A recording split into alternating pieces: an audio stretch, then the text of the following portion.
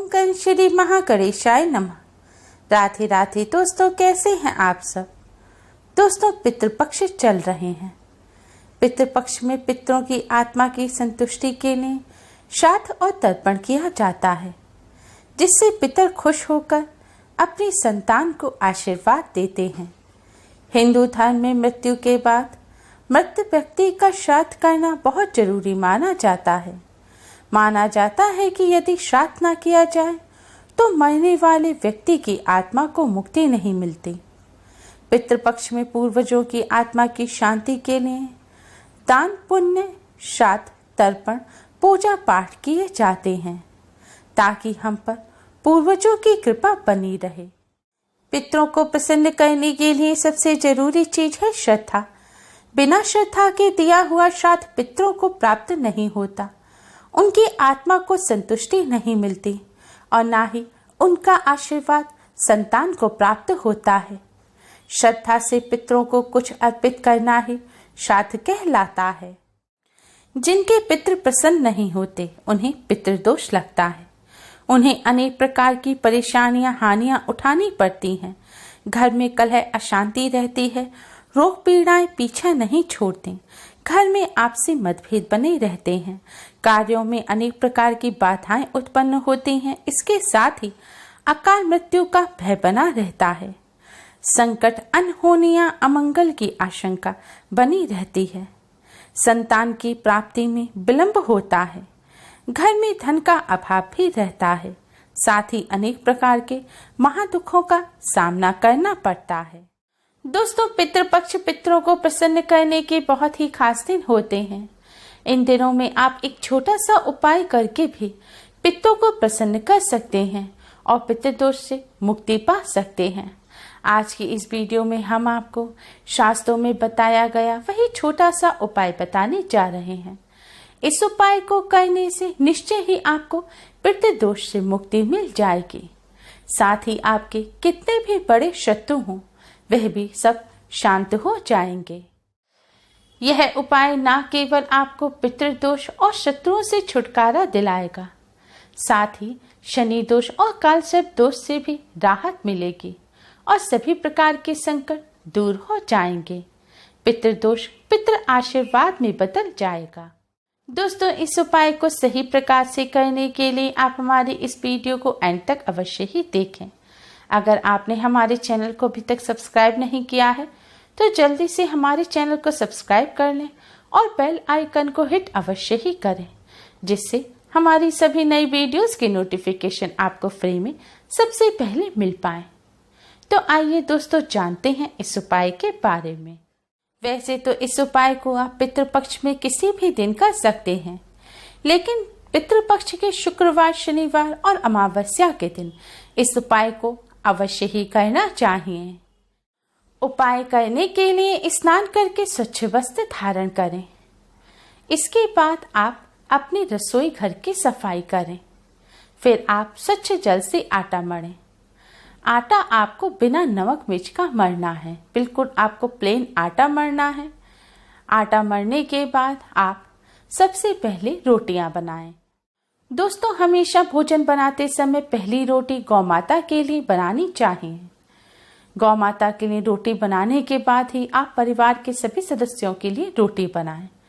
जब परिवार के सभी सदस्यों की रोटी बन जाए तब अंत में आप मोटी लोई लें। मोटी लोई का मतलब है कि सारे परिवार के सदस्यों की रोटी बनाने के लिए आप जितनी बड़ी लोई लेते हैं, यानी कि जितना आटा लेते हैं उससे थोड़ा ज्यादा आटा आपको अंत की रोटी बनाने के लिए लेना है। आटा लेने के बाद आप आटे में थोड़ी सी शक्कर रखें। जैसे पराठे, आलू के पराठे या कचौरी बनाते समय फिलिंग भरी जाती है, उसी तरह आपको आटे में 1 चम्मच शक्कर रखनी है और फिर इसकी रोटी बेलकर एक मोटी रोटी सेकनी है। जब ये मीठी रोटी तैयार हो जाए तब आप इस रोटी को एक प्लेट में रख लें और इस रोटी के ऊपर आप सरसों का तेल लगा दें। अब इस प्लेट को अपने मंदिर के सामने ले जाकर खड़े हो जाएं और भगवान श्री गणेश, भगवान विष्णु, माँ लक्ष्मी जी और पितृदेव को प्रणाम करें और सभी कष्टों और संकटों को दूर करने की प्रार्थना करें। शनिदेव को प्रणाम करें और शनि दोष को दूर करने की प्रार्थना करें। पितरों से जाने अनजाने में की गई अपनी सभी गलतियों की क्षमा मांगें और पितृ दोष को दूर करने की भी प्रार्थना करें और यमदेव को प्रणाम करें। यमदेव को प्रणाम करने के पश्चात अब आप इस रोटी को ले जाकर किसी काले रंग के कुत्ते को खिला दें। अगर काले रंग का कुत्ता ना मिले तो आप किसी भी और कुत्ते को भी इस रोटी को खिला सकते हैं। दोस्तों, शास्त्रों में बताया गया है कि श्राद्ध पक्ष के दौरान पितृ पशु पक्षी के माध्यम से हमारे करीब आते हैं। मान्यता है कि पितरों तक भोजन पहुंचाने के लिए चींटी, कौवे, स्वान, गाय व देव को भोजन कराया जाता है। यह भी मान्यता है कि यह पांचों पंच तत्व के भी प्रतीक हैं।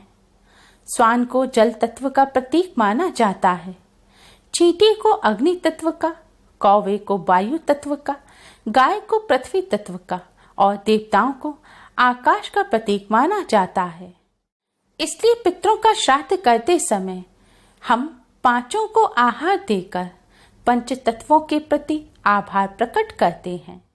पंचबली का एक भाग स्वान को खिलाया जाता है।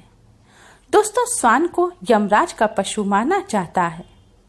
माना जाता है कि यमराज के अपने 2 स्वान हैं जिनका नाम श्याम और सबल है। इसलिए श्राद्ध पक्ष में स्वान को भोजन कराने से यमराज प्रसन्न होते हैं। शिव पुराण में बताया गया है कि श्राद्ध पक्ष के दौरान स्वान को भोजन देते हुए कहना चाहिए कि यमराज के मार्ग का अनुसरण करने वाले श्याम व सबल नाम के 2 स्वान हैं। मैं उनके लिए यह भोजन का भाग देता हूँ, वे इस बलि को ग्रहण करें। इसे कुकर बलि भी कहा जाता है। इसलिए आप भी स्वान को भोजन कराते समय यह बात अवश्य ही बोलें कि यमराज के मार्ग का अनुसरण करने वाले श्याम व सबल नाम के 2 स्वान हैं। मैं उनके लिए यह भोजन का भाग देता हूँ, वे इस बलि को ग्रहण करें। आपको यह बोलने के बाद ही स्वान को भोजन कराना है। स्वान को रोटी देने के बाद आप हाथ जोड़कर स्वान को प्रणाम करें, यमराज को प्रणाम करें और भैरव भगवान को भी प्रणाम करें। स्वान को भैरव महाराज का भी सेवक माना जाता है। स्वान को भोजन कराने से भैरव महाराज प्रसन्न होते हैं और संकटों से भक्त की रक्षा करते हैं। जो लोग स्वान को भोजन कराते हैं उन्हें शनि देव की भी कृपा प्राप्त होती है और शनि दोष से राहत मिलती है। शास्त्रों में बताया गया है कि पितृपक्ष के दौरान पितरों की आत्मा की शांति के लिए, पितृदोष से मुक्ति प्राप्त करने के लिए, पितरों की प्रसन्नता के लिए स्वान को मीठी रोटी खिलानी चाहिए।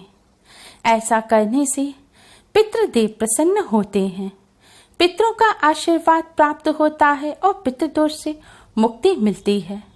स्वान को इस तरह भोजन कराने से सभी तरह के संकट दूर हो जाते हैं। दोस्तों, हो सके तो पितृपक्ष में रोजाना आपको स्वान को इस तरह भोजन अवश्य ही कराना चाहिए। स्वान का बहुत महत्व शास्त्रों में बताया गया है। माना जाता है कि स्वान आपको राजा से रंक और रंक से राजा बना सकता है। स्वान को रोटी खिलाने से दुश्मन आपसे दूर रहेंगे। स्वान को प्रतिदिन भोजन देने से जहां दुश्मनों का भय मिट जाता है, वहीं व्यक्ति निडर भी हो जाता है।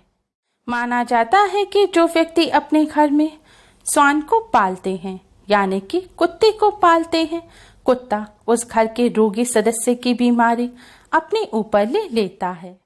दोस्तों, स्वान को भोजन कराते समय इस बात का विशेष ध्यान रखें, हो सके तो पितृपक्ष में दोपहर के समय, यानी कि दोपहर 12 बजे से 1 बजे के बीच में ही आप स्वान को भोजन कराएं, क्योंकि यह समय पितरों का समय होता है। इस समय स्वान को भोजन कराने से पितृ बहुत जल्दी प्रसन्न हो जाते हैं। इस उपाय को करते समय आपको इस बात का भी विशेष ध्यान रखना चाहिए, आपको स्वान का कभी भी अनादर नहीं करना चाहिए। जैसे कुछ लोग होते हैं जो रास्ता चलते कुत्तों के ऊपर पत्थर फेंकते हैं या फिर अपने घर में कुत्ते पालते तो हैं लेकिन उन्हें लात से मारते हैं। ऐसा भूलकर भी नहीं करना चाहिए। जो व्यक्ति ऐसा करता है उससे यमराज और भैरव महाराज नाराज हो जाते हैं। उम्मीद है आपको हमारी ये वीडियो पसंद आई होगी। प्लीज लाइक करें। हमारी इस वीडियो को अपने फ्रेंड्स और रिश्तेदारों में ज्यादा से ज्यादा शेयर करें जिससे वह भी इसका लाभ उठा सकें। हमारी और भी वीडियोस के लिए हमारे चैनल को सब्सक्राइब करना ना भूलें। Thanks for watching. Radhe Radhe.